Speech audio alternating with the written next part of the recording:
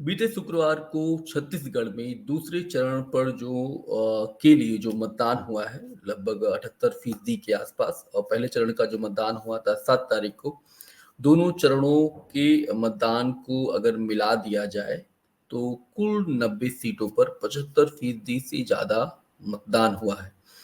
मतदान के एक दिन बाद 19 तारीख को छत्तीसगढ़ के उप मुख्यमंत्री टीएस बाबा का एक बयान जो है, जो मुख्यमंत्री पद को लेकर उन्होंने दिया है, उनके इस पूरे बयान से छत्तीसगढ़ की सियासत में हलचल बढ़ गई है। उन्होंने क्या कहा है पहले मैं आपको बता दूं। प्रदेश में कांग्रेस की 2/3 बहुमत के साथ सरकार बनेगी। अगर कप्तानी का मौका मिला तो करूंगा, हालांकि ये तो सिलेक्शन कमेटी तय करती है। टीएस बाबा ने यह भी कहा कि ये मौका आखिरी है, आगे मैं चुनाव नहीं लड़ना चाहता, हाईकमान जो तय करेगा वैसा मैं करूंगा।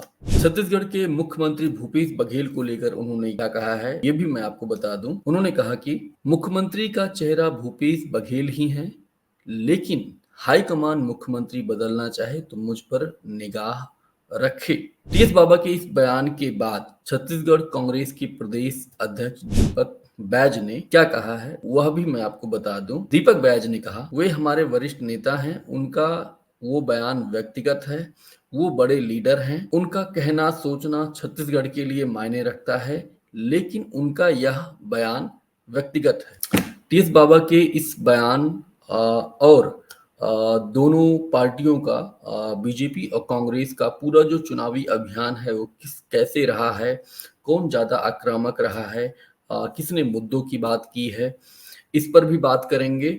और साथ में यह भी बात करेंगे कि क्या ये जो चुनाव परिणाम आएगा इसका असर जो 5 महीने बाद लोकसभा चुनाव होगा उस पर भी पड़ेगा। तमाम सवाल रहेंगे और इन सवालों का जवाब हम जानेंगे। हमारे साथ में भी जुड़ेंगे मुनादी न्यूज़ पोर्टल से विनय जी। और इस वीडियो को, इस पूरे बातचीत को शुरू करने से पहले मेरी आपसे एक छोटी सी अपील है। अगर आप इस चैनल को देख रहे हैं तो पहली बार आए हैं, चैनल फॉलो नहीं किया है तो प्लीज़ चैनल को सब्सक्राइब कर लीजिए। अभी हम बात करने जा रहे हैं, हमारे साथ में मुनादी न्यूज़ से विनय जी हैं। और सर, ये जो टीएस बाबा का जो बयान आया है और चुनाव के बाद, पहले तो मुझे ये समझना था कि जो चुनाव हुआ है, मतलब दूसरे फेज में 70 सीटों पर, और पूरे उधर जो फर्स्ट फेज में हुआ था 7 तारीख को 90 सीटों पर। इस बार जो इन दोनों लोगों का जो चुनाव प्रचार प्रसार था वो कैसा रहा था दोनों का? दोनों पार्टियों ने बहुत अच्छे से प्रचार किया। भाजपा बहुत ज्यादा आक्रामक हुई अंतिम 3 दिनों में। इन्होंने बहुत अच्छे से प्रचार किया। यही नहीं बल्कि जो महतारी बंधन योजना की जो फॉर्म फिलअप वगैरह उन्होंने करवाए, बहुत ही एग्रेसिव होकर के करवाए। बाद में अगर चुनाव आयोग ने हस्तक्षेप किया और उसको फॉर्म फिलअप करवाना रोका, लेकिन भाजपा लोगों तक पहुंची, अपने बात को पहुंचाने में बहुत ज्यादा कामयाब रही है। और इन लोगों ने अच्छे से एग्रेसिव मोड में उन लोगों ने अपना वो किया, प्रचार प्रसार किया। लेकिन कांग्रेस भी एकदम से पीछे नहीं रही, वो भी एग्रेसिव मोड में आ गई और उन्होंने भी प्रचार प्रसार किया। अंतिम समय तक एक एक सीट के लिए कांटे का संघर्ष हुआ है और दोनों पार्टियों ने जान भिड़ा दी। अगर हम बोले तो ये कहना उचित होगा कि दोनों पार्टियों ने एकदम से जान भिड़ा दी, एकदम पूरी जोर लगा दी, पूरी ताकत के साथ दोनों लड़े। इसलिए ये कहना कि ये जो दोनों पार्टी हैं, कौन मतलब कमतर कौन है और ज्यादा कौन अच्छे से किया, ये कहना मुश्किल है। दोनों ने नेक टू नेक फाइट किया है। खास करके प्रचार की अगर हम बात करें और लोगों तक पहुंचने का जो काम था, ये दोनों पार्टियों ने बहुत बेहतर तरीके से अंजाम दिया। कांग्रेस से भी ऐसी उम्मीद नहीं थी कि वो इस तरह से आक्रामक प्रचार कर सकती है और अपनी बात लोगों तक पहुंचा सकती है, लेकिन उन्होंने किया। वोट परसेंट जो बढ़ा हुआ है और इसके बाद उसको आप कैसे देख रहे हैं? देखिए, अमूमन ये माना जाता है कि वोट परसेंटेज बढ़ने से ये माना जाता है कि एंटी इनकम्बेंसी वोट जाता है। लेकिन छत्तीसगढ़ में ये मान्यता कई बार टूटी है, अभी तक टूटा है। ज्यादा वोट ऑफ परसेंटेज होने के बाद भी सरकार रिपीट हुई है। कई अच्छी योजनाएं जब चलती हैं, जनहित वाली योजनाएं चलती हैं, तो यहाँ के लोग रिपीट अच्छे से फिर वोटिंग करते हैं, सरकार के पक्ष में भी कई बार वोटिंग करते हैं। पिछले बार 2018 में उतना बड़ा कांग्रेस कमबैक करी और इतना बड़ा एंटी इनकम्बेंसी दिखा, और इंटरनल इतना बड़ा करेंट था, बावजूद इसके कम वोटिंग हुई थी। इस बार ज्यादा वोटिंग हुई है। तो इसको वोटिंग को हम किसी एक वो नहीं माने कि ये एंटी इनकम्बेंसी थी या सरकार के खिलाफ थी या सरकार के पक्ष में थी। इसको मानने का कारण मेरे को नहीं लगता, क्योंकि छत्तीसगढ़ में ये अभी तक कई बार टूटा है। ये है कि जो निर्वाचन आयोग के पहल पे जो जिला स्तर पे बहुत अच्छे से जो मतदाता सूची का जो छटाई का काम हुआ, बहुत जगह खास करके इंडस्ट्रियल एरिया में अगर हम देखें तो कोरबा हुआ, रायगढ़ हुआ और रायपुर हुआ। तो रायपुर में हालांकि बहुत कम वोट ऑफ परसेंटेज है, लेकिन कई जगहों पे जो फ्लोटर्स वोटर थे, जो इंडस्ट्रियल एरिया होने के चलते, तो वो सब जो सुस्त वोटर जिसको बोल सकते हैं, या जो वोटर्स वोट देने नहीं आते थे, उनका जो छटाई का काम हुआ, ये इन सब चीजों के चलते भी वोट ऑफ परसेंटेज बहुत ज्यादा बढ़ा है। हम रायगढ़ जिले की या कोरबा जिले की बात करते हैं, जो मतलब पूरी तरह से इंडस्ट्रियल बेल्ट है। वहां पे जैसे कोरोना काल में बहुत सारे काम बंद हो गए, बहुत सारे मजदूर या काम करने वाले जो लोग थे वो वापस चले गए थे। उन लोगों का जो वो था वो कटा नहीं था, मतलब नाम कटा नहीं था। तो नाम कटे हैं, कई नाम जुड़े हैं, इसका भी फर्क पड़ा है वोट ऑफ परसेंटेज पे। और वोट ऑफ परसेंटेज यहाँ बहुत ज्यादा बेहतर हुआ है कई जगह। हालांकि धमतरी में तो इंडस्ट्रियल एरिया नहीं है, लेकिन फिर भी वहां सबसे ज्यादा वोट ऑफ परसेंटेज हुआ है। कई बार ये भी होता है कि लोगों में उत्साह रहता है कि हम जो जो सरकार, जैसे किसानों के लिए सरकार ने बेहतर किया, उनका दावा भी है और बहुत काम हुआ भी किसानों के लिए। तो किसान भी बहुतायत संख्या में वोट कर सकते हैं। तो अभी जब परिणाम आएगा तो ही ठीक ठाक स्थिति का पता चलेगा कि क्यों वोट ऑफ परसेंटेज बढ़ा। लेकिन अभी से इस विषय पे एकदम से एक मान लेना, या जो पुराने डेटाबेस के आधार पे जो हम कई बार कह देते हैं कि इस कारण वोट ऑफ परसेंटेज बढ़ा, तो छत्तीसगढ़ में ऐसा नहीं होता है। और वोट ऑफ परसेंटेज बढ़ने के बहुत सारे कारण हो सकते हैं। चुनाव जब खत्म हुआ इसके बाद कल जो छत्तीसगढ़ के उप मुख्यमंत्री हैं टीएस बाबा का उनका एक बयान आया, वो काफी चर्चा में है।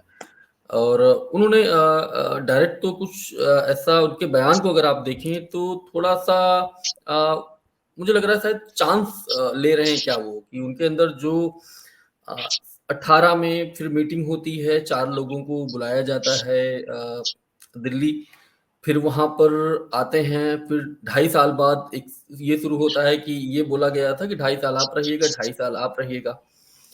उनके इस पूरे बयान को आप कैसे देख रहे हैं?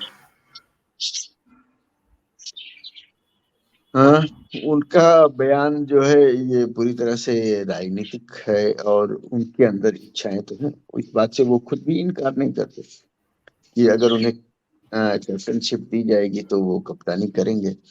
और उन्होंने जो बयान दिया है, उस बयान को अगर आप गौर से सुने या गौर से देखें, तो ऐसा कुछ मतलब बड़ी बात उन्होंने कही नहीं है। उनका बिल्कुल, बिल्कुल। उस तरह से सनसनीखेज तरीके से वो बयान देते भी नहीं है। हुँ, हुँ। और बहुत ही नेचुरल वे में अपनी बात को वो कहते हैं। तो उन्होंने नेचुरल वे में ही बात कही और उन्होंने ये कहा कि हाँ, हमारे कई जो समर्थक हैं, हमारे जो लोग हैं, वो जरूर चाहते हैं कि मैं मुख्यमंत्री बनूं। लेकिन उन्होंने ये भी कहा कि उनके चाहने भर से कुछ नहीं होता है। मामला हाईकमान के पाले में है। हाईकमान जो चाहेगा वो चयन करेगा और उन्होंने क्रिकेट चयन के लिए जो आधार होता है उसका उदाहरण भी दिया और उन्होंने ये कहा कि कप्तानी के लिए बहुत सारे क्राइटेरिया फिक्स होते हैं। उस क्राइटेरिया पे अगर मैं खरा उतरूंगा तब मुझे कप्तानी दी जाएगी। इसके अलावा ये है कि उन्होंने यह भी कहा कि सरकार ने अच्छे से काम किया है और कम से कम 2/3 बहुमत आनी चाहिए। इसके बाद उन्होंने जो सबसे बड़ी बात की थी, जिसकी चर्चा होनी चाहिए थी और नहीं हुई, उनका ये कहना कि अगर भाजपा को इसका मतलब इस चुनाव में भाजपा को लाभ मिलता है तो ये संदेश जाएगा कि आदमी 5 साल कुछ ना करे, सिर्फ चुनाव के समय 1-2 महीना काम करे, उसी का बेनिफिट मिले। तो उनका कहना ये था कि हमने 5 साल काम किया है और 5 साल काम किया है तो उसका बेनिफिट कांग्रेस पार्टी को मिलेगी। तो और जो अंतिम चुनाव के अंतिम दिनों में जो कवायद होती है और उस कवायद की ओर उन्होंने इशारा किया और इशारा करते हुए उन्होंने ये बात कही कि सिर्फ 2-3 दिन काम करने से कुछ नहीं होता, 5 साल पूरे काम करने पड़ते हैं। एक चीज और यहाँ पे मेंशन करना जरूरी है कि कोरिया के महाराजा कहे जाते थे, वो रामचंद्र सिंहदेव जी थे। 2003 का जब चुनाव हुआ तो उन्होंने ये कहकर चुनाव लड़ने से मना कर दिया कि अब मैं मुर्गा दारू बांट नहीं सकता और मैं चुनाव नहीं लड़ूंगा। 2003 से उन्होंने राजनीति से संन्यास ले लिया। तो और इनका ये, जैसे इन्होंने कहा कि अब अगला चुनाव मैं नहीं लड़ूंगा क्योंकि अभी मैं शारीरिक रूप से सक्षम हूँ। हो सकता है कि अगले 5 साल में मैं शारीरिक रूप से सक्षम न रह सकूं। तो बड़ा फेयर तरीके से उन्होंने बात कही है और जो मेन बात उन्होंने कही, जिस बात को तवज्जो दी जानी थी उस बात को तवज्जो नहीं दी गई। लेकिन अब सनसनीखेज मामला उठाने के लिए ये जो मुख्यमंत्री वाली बात की, बहुत ही सहजता से उन्होंने बात की और वो हर बात अपनी सहजता से ही कहते हैं। वो नुक्ताचीनी किया जाना चाहिए या मायने अलग से निकाला जाना चाहिए। ये जब वो दिल्ली में बहुत सारी लोगों में ये चर्चा थी, खासतौर पर जब मेरी बातचीत होती थी तो कहते थे अगर भूपेश बघेल को ये पहले से ही हाईकमान डिसाइड कर देता कि वही मुख्यमंत्री होंगे, क्योंकि अभी तो सामूहिक तौर पर सब लोगों ने चुनाव लड़ा है वहां पर, तो वोट परसेंटेज और बढ़ता, सीटें और बढ़ जाती। आपको भी लगता है क्या ऐसा? तो लगातार सर्वे में वो मुझे नहीं लगता कि भूपेश बघेल के नेतृत्व में ही चुनाव लड़ा गया है। ऐसा कोई हिडन एजेंडा टाइप का बिल्कुल नहीं दिख रहा है कि भूपेश बघेल को मुख्यमंत्री नहीं बनाया जाएगा या मुख्यमंत्री बनाने के लिए फिर से कोई वैसी कवायद होने वाली है जो 2018 में हुई है।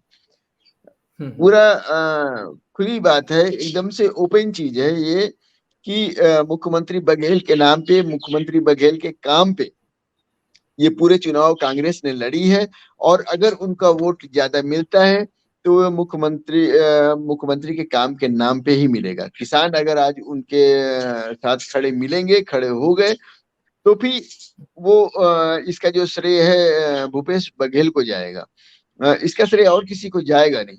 तो जाहिर सी बात है भूपेश बघेल ने और उनकी सरकार ने काम किया है, तो उसके लिए हाईकमान कोई वैसा रिस्क नहीं ले सकती कि जिस आदमी के क्योंकि चेहरे पे चुनाव लड़ा गया उस चेहरे को बदल दे। मल्लिकार्जुन खड़गे जब गए थे तो उन्होंने एक बात कही थी किसी सभा में कि हम लोग सामूहिक तौर पे इसको चुनाव लड़ रहे हैं।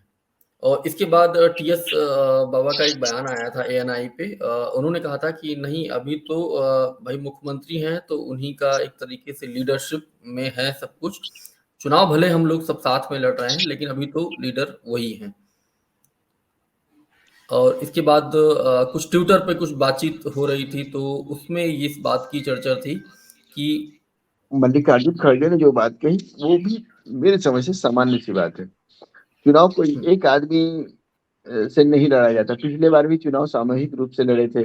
अभी जैसे भाजपा ने चुनाव लड़ा, वो भी सामूहिक रूप से चुनाव लड़े हैं।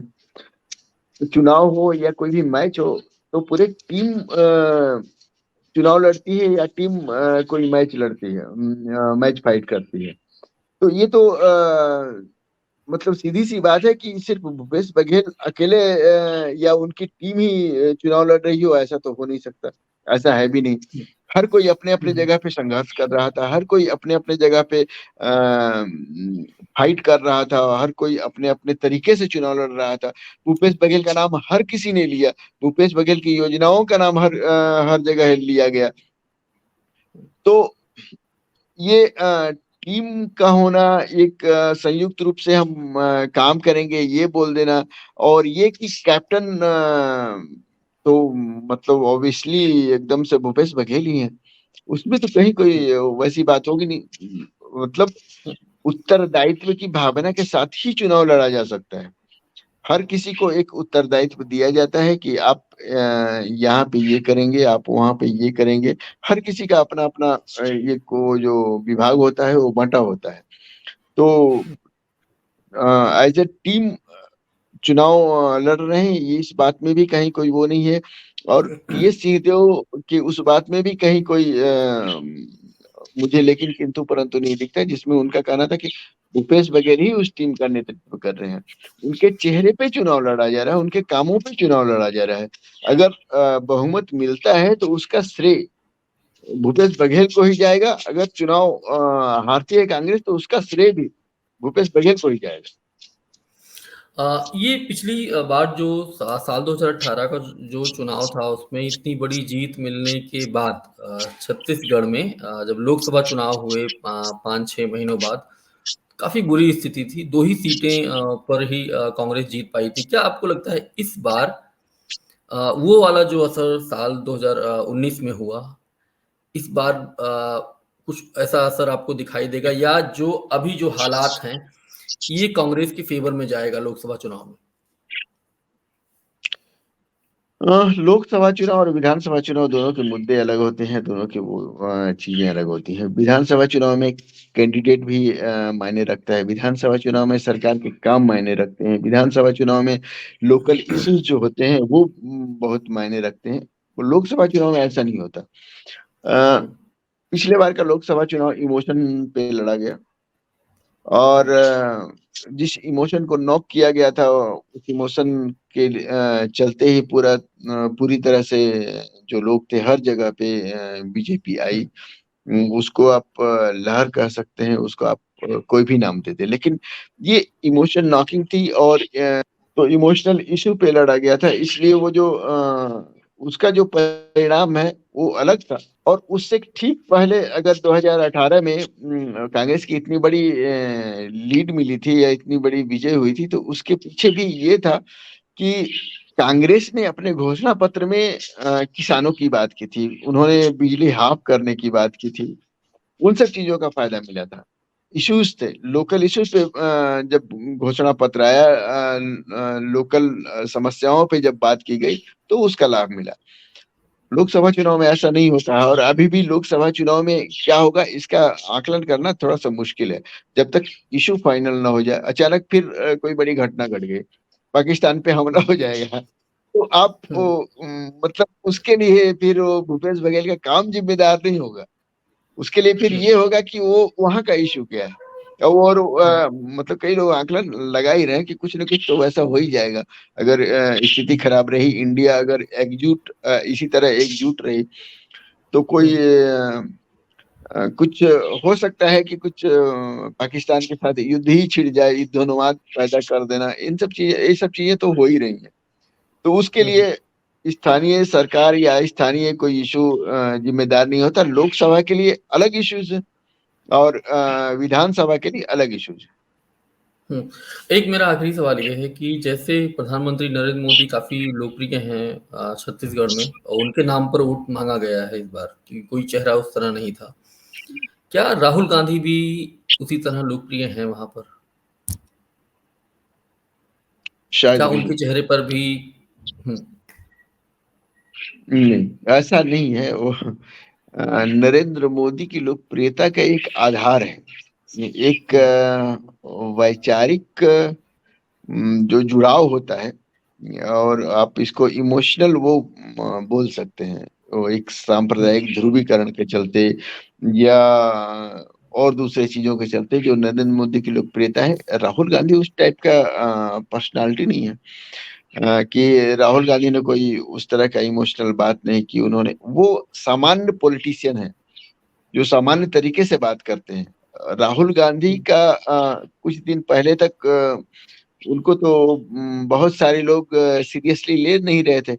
उन्होंने मतलब भाजपा द्वारा बनाए गए परसेप्शन को तोड़ने के लिए जब 1500 किलोमीटर की यात्रा की, तब जाकर के लोगों के अंदर से भ्रम टूटा है। तो लोकप्रिय होने राहुल गांधी के लोकप्रिय होने का तो आधार नहीं है। जैसे ये लोग नरेंद्र मोदी के चेहरे पे चुनाव लड़े, वैसे ही कांग्रेस राहुल गांधी पे के चेहरे पे चुनाव लड़ करके रिस्क नहीं ले सकती थी।